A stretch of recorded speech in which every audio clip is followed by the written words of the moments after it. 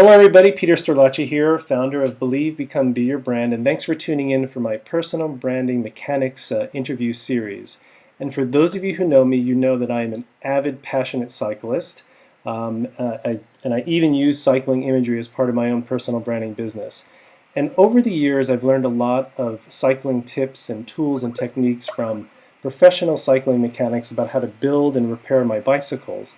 But in my job and in my career, I've also come across some amazing people who I feel are personal branding mechanics. People who have tools and techniques and strategies to help us to build, maintain, and even repair our personal brands.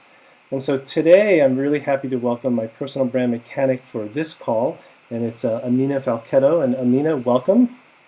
Hi, How are you today? I'm good, thanks. How are you? And it's nice weather in France for you. It is. It's lovely.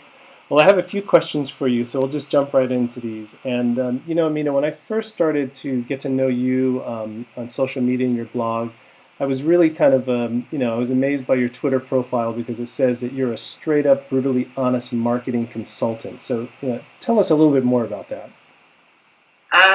Well, it says what I am. I consider myself to be extremely straight up and forward. I don't beat around the bush when I talk to people.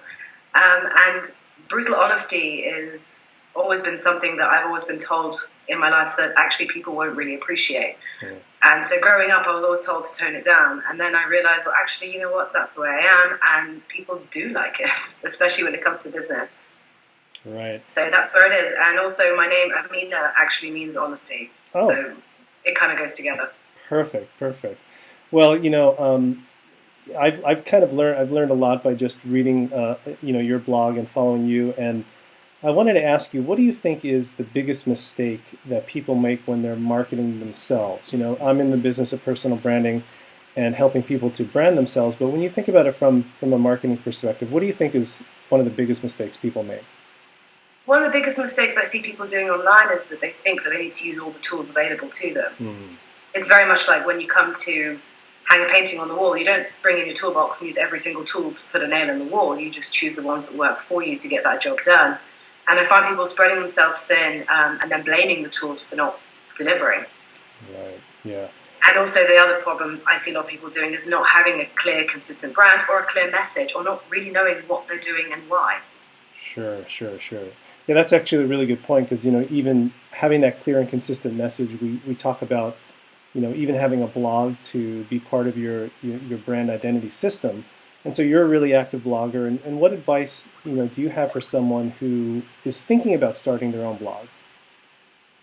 Okay, the first thing is that I'm not a blogger. I don't consider myself to be a blogger. I blog for business. I'm a marketer. Right.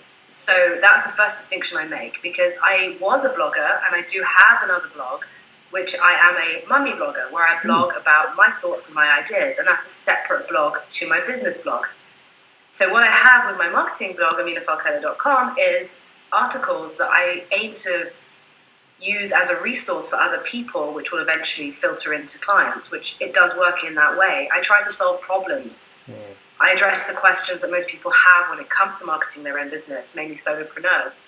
And so any advice I have for people who do want to set up a blog is be clear why you're setting up that blog. If you want to put your musings and your ideas and your reflections, fine, go and get a free blog. You've got Blogger, Typepad, WordPress.com. You can do all that. Don't put it on your business blog. Mm. Your business blog, if you want to blog for your business to help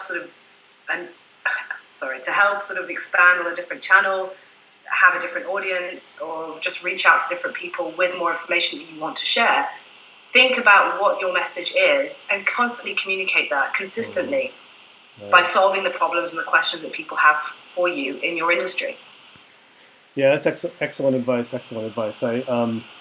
Even for myself, I think I enjoy putting information on my site for exactly as you're saying, for my business, ideally. So perhaps I'm not a blogger either. Now I think that's a big distinction to make, because bloggers have a certain mindset. Yeah, true. They tend to be more into sort of reciprocating when people comment on their blogs, and focusing more on traffic and glory. And that's the one thing, is like, are you blogging for show or are you blogging for dough? And yes, that's something that I hold very clear in my mind, is that I'm here to make money. I'm not here for the glory. If that happens, cool. But I'm not going out for that. And with my other blog, all I want is attention. The site doesn't make any money. It's got over 200 posts on it. A lot of time and effort's gone into it, but I don't blog for money on that side. Yeah, good distinction. Very good distinction. Now, the first thing that I really realized about what you do is a really cool tool that you use with clients called a brand identity visualization. And I'd like you to tell us a little bit about this, because I think this is like a very big part of what you do. And how do you use it, and how do you develop it for your clients, and how do your clients use it to promote their businesses? Okay, brand identity visualization came out of, I had a client a little while ago who wanted to create a marketing plan and stuff like that, and to understand their brand better. And they told me straight up that they don't use words. They don't like long pages of text, and that really annoys them and they turn off. And so I started looking at the tools that I use, and I don't write pages and pages of notes for myself. I draw. And I do that for John as well, for his business. To understand things, a picture does speak 1,000 words, and suddenly you can see on one page a story that would take pages to write in little pictures. And so what I did is, that's how I started doing that. I started actually using what I used as internal communication between John and I to make it public, and using it with my clients. And how I use that is, basically I go in and look at all the touch points of a person's brand, and how they're using it, and how they perceived by others, and then create the story. So you've seen a few that I've done. I mean, there's one I did for Marcus Sheridan, the sales line, and that's just got all his core messages. And the thing is with it is that it's more of a vanity thing, in all honesty. It helps people. You can use it on your about page to explain what your brand story is, and you can also use it to keep you grounded and see what you're doing, keep you focused on what your key core elements are, and to really maximize on those. Because quite often, as entrepreneurs, we get really close to what we're doing, and sometimes we just start going off in different directions because we want to try something new, or something's not working. Whereas the key is actually to stick with what you are really good at, and keep doing that, and not to be afraid that people will say, oh, well, you wrote about that a few months ago, or you're talking about the same thing over and over again. The trick is that goes back to the whole blogger versus entrepreneur debate. You want to keep repeating your message because you want to be known for just a few things. So brand identity visualization is it's really fun, and it's very insightful. There are people who I've said no to, who I refuse to do their brand identity visualization for, because they don't have a clear brand. So it's not something that I advise people to get if they're starting out, because things change.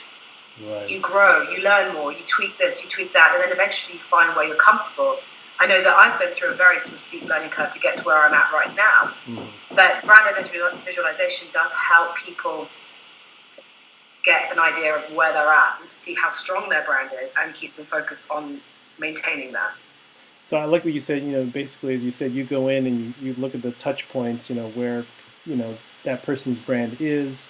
And so, I mean, it's like really the essence of personal branding, because, our brands are, held in the hearts and minds of people around us. And so I really like what you're doing there. And I am going to ask you to do that for me someday. Trust me, because I really love it. I think it's a fabulous thing. And I like what you said about even just having that visual representation on your about page, or what have you. So what is your brand identity visualization convey? I mean, what is yours all about? Mine is my story at the moment. It's probably going to change, and that's the whole thing with personal branding, as you know, and also with marketing and business. I mean, life generally. Things change, things evolve. What you held important last year probably isn't as important as it is going to be next year. So mine at the moment is probably in need of refreshing, but it has my story on the left, which is my academic background, because I did spend a lot of time at school and university studying various different things, from fine art, history of modern art, and also did a master's in marketing. And then it goes through my story about the 4 companies that I set up before I was 30, and then it goes round to my family, which I hold very, very important, but it's a very private part of my life. I don't use my daughter's name online. You don't see her face online. It's personal choice, which is the reason why she's all of about 8 millimeters high on my on my brand identity visualization. It's not because she's not important, but she's my little sacred thing that I keep very, very private and close to me. Sure. And then there's the globe, which has all the different flags of the countries that I've lived in, because I've lived in a lot of different places. And I'm also of mixed origin. My mother is Egyptian, my father is from the UK. I was born in Dubai, so there is that. There's a plate of fish and chips representing the UK, and then there's a little hieroglyphic representing Egypt. Wonderful. And then a couple of an Emirati couple representing Dubai. So that's my brand identity visualization. Very and then cool. the keywords I use to describe myself, which is honesty and real. That's in there. Great. Well, probably if you don't mind, I'll probably reference your brand identity visualization in like posts that I'll put this interview on too. Yeah, that'd be cool. So as I said before, as I introduced the call, I see you as a personal brand mechanic. Obviously someone with some really cool tools and techniques to help people build their brands. And so I want you to just imagine if someone's brand has a flat tire, to use a cycling analogy here. How would you pump up their tire so that their brand is ready to ride?